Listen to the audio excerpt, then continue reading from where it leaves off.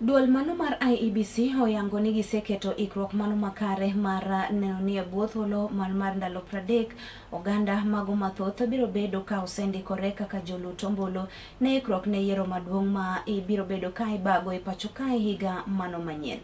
Weche maket koda magi ne oyangi seche ma bende ne otwak kod jofwamb weche chuny boma ma Kisumu kae kod meneja mano mar duol mar Iebc e bade mano ma Kisumu mano migosi Solomon Mudany ma bende ne oyango ni ikruok sani to koro ni kare ne chenro mar ndiko oganda. The exercise has kicked off well. There are no incidents to report about, and we are hoping the exercise is going to run for 30 days. We should be able to achieve the target set for Kisumu County, which is about 70,000 registered voters.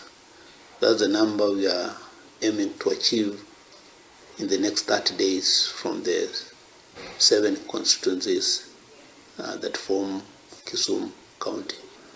So all the wards have been allocated their share of the KIMs, and the clerks will be moving from place to place. They'll also be sharing an itinerary program how they're going to cover the area with the local administration. We're going to have to talk to the stakeholders to inform them of the exercise that is going on. That is the state actors. We're also going to meet the non-state actors, for example, the religious groups. We'll also be having a session with the people with disabilities, youth and women in the course of this week, so that we're able to popularize the exercise that is going on. We have also dispatched clerks to the 2 Huduma centers that are located in Kisumu County. There's Huduma Center in Kisumu Central, and also we have Huduma Center in Kisumu West. So clerks have also gone there, who will take advantage of the voter registration exercise and the 2 institutions, so that those who are going to Huduma Center for various